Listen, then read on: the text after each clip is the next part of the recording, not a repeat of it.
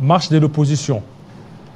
Initialement prévu pour ce 13, mais ça a été reporté pour le 18 par le gouverneur de province Gentini Ngobila, et l'opposition aujourd'hui a pris l'option d'aller jusqu'au 20. Monsieur Simanga, bienvenue. Merci beaucoup pour votre invitation.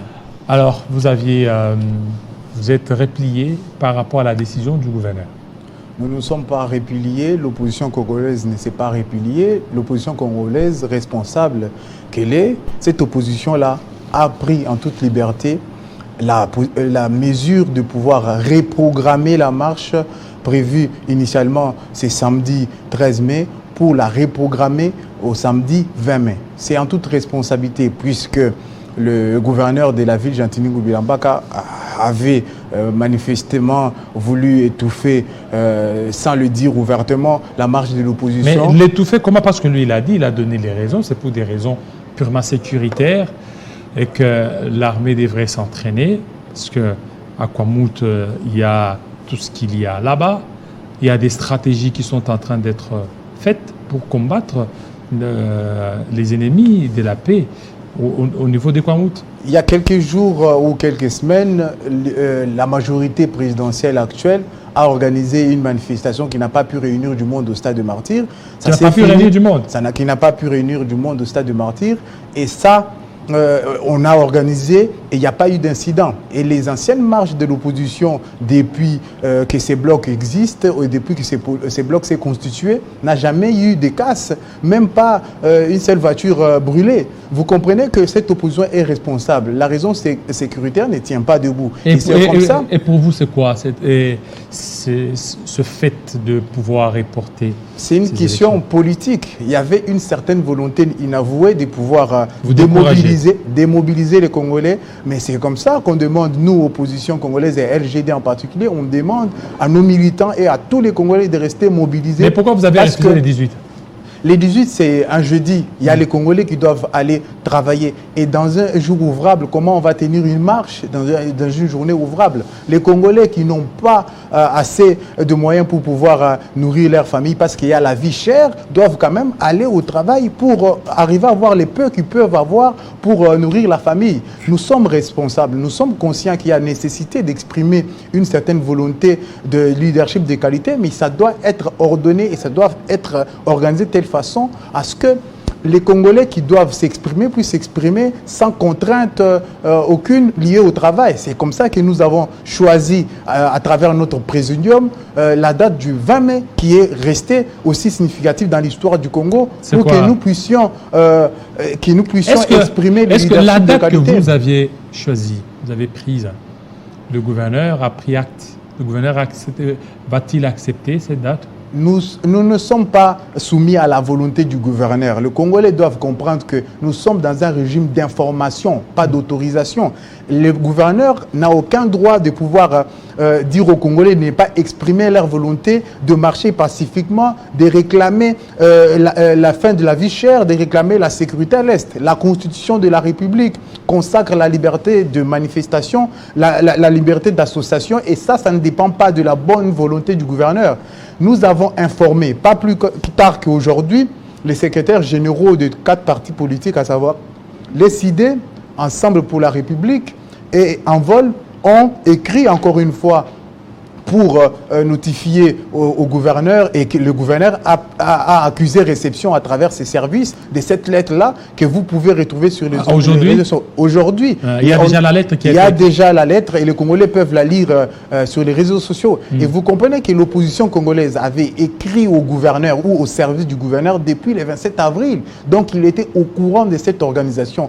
Pourquoi il n'a pas voulu tout de suite prendre des dispositions pour sécuriser les Congolais qui veulent manifester? Vous comprenez là qu'il y a une certaine volonté d'étouffer la liberté du peuple. Et le peuple ne peut pas être étouffé parce que le peuple est déterminé de pouvoir imposer la liberté s'il est faux. Et nous allons nous retrouver dans la rue le 20 décembre. Nous n'allons pas arrêter de nous mobiliser. Et je pense même que les 6 millions qu'on visait, on va atteindre 10 millions avec... les 6 millions. Oui, on visait 6 millions. 6 millions. Et alors qu'à Kinshasa, il y a 18 millions. Mais vous savez, quel Congolais ne paye pas 1000 francs dans un taxi qui coûtait 500 francs il y a quelques mois? quel Congolais? Et c'est tous les Congolais qui paient ces taxis-là. Si vous voulez quitter le magasin pour arriver sur le boulevard aujourd'hui, vous devez payer 1500 francs. Et c'est ça la vie chère que nous dénonçons. Et quel Congolais n'est pas concerné par ça? Je ne pense pas. Et tous les habitants de Kinshasa sont d'accord avec l'opposition aujourd'hui que nous devons imposer la liberté dans ces pays parce que visiblement on commence à utiliser des mesures politiques pour pouvoir étouffer la liberté du peuple.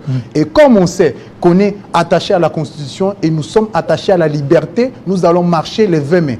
Chers Congolais, n'oubliez pas, restons mobilisés, on se retrouve dans la rue le 20 mai, même itinéraire, même direction, Palais du Peuple pour finir notre marche et nous allons marcher et nous allons imposer la liberté. Vous ne serez pas démobilisé par rapport à ça parce que vous pensez que nous sommes démobilisés? Vous êtes préparé pour ces 11, pour ces 12, les 13, voilà, pour ces 13. Et puis du coup, c'est plus les 13, c'est les 18. Après les 18, c'est le 20. Les moyens, il y a les moyens qui ont été déployés. Il y a beaucoup... et vous comprenez là la stratégie du pouvoir actuel de commencer à pouvoir retrouver les méthodes, dénoncer il y a un temps pour pouvoir étouffer l'opposition. Les Congolais sont conscients aujourd'hui qu'il y a la vie chère, il y a l'insécurité, les élections sont chaotiques et conscients de ça, je ne pense pas que les Congolais vont se démobiliser. Nous restons mobilisés, notre cravate rouge sera toujours portée fièrement parce que nous devons continuer. Le 20, vous serez à cravate rouge? Non, nous aurons la ceinture rouge. Parce que, justement, pour dire que trop, c'est trop, nous aurons la ceinture rouge. Matata Pogno portera une ceinture rouge pour dire aux Congolais que nous sommes fatigués de la vie chère, nous sommes fatigués de l'insécurité. Et ça, c'est pour imposer la liberté s'il est faux. Et l'expression d'un besoin d'un leadership, l'expression de la volonté d'un leadership de qualité va s'exprimer le 20 mai. Et nous restons déterminés. Et chers Congolais, soyez déterminés, restons mobilisés pour imposer la liberté dans ce pays. Voilà, pour imposer la liberté dans ce pays, mais quand même, il y a la liberté. Si vous voyez Katumbi qui a quitté Lubumbashi vers Kinshasa sans être inquiété, c'est qu'il y a la liberté qui est là. Mais vous savez, s'il y avait la liberté réellement, on devait marcher les 13 mai. Mais les raisons, parce que Elisanga Bonganga, Gekobea et les autres étaient en train d'organiser aussi leur marche. Alors le pouvoir a évité qu'il y ait affrontement. Mais vous comprenez qu'il y a des stratagèmes derrière. Très cher David Kilolo, il y a dans ces pays 500 partis politiques qui n'ont pas pu remplir les stades des martyrs, ont organisé leurs manifestations à coups de billets verts. Nous le savons. Ils ont organisé, on les a laissés toute liberté. Et si aujourd'hui 4 partis de l'opposition font autant peur, c'est justement parce qu'ils se rendent compte que leur régime est aux abois. Et aujourd'hui, les Congolais qui sont déterminés, comme nous aujourd'hui sur votre plateau, vont aller dans la rue le 20 mai pour pouvoir manifester et encore une fois imposer la liberté. Parce que nous sommes en train de constater que la liberté est en danger. Et cette liberté-là est chère aux Congolais. Les Congolais sont attachés à la liberté, ils sont attachés à leur constitution. Ils vont être dans la rue le 20 mai. Le 20 mai, là, vous cautionnez aussi les glissements. Les glissements? Quel glissement?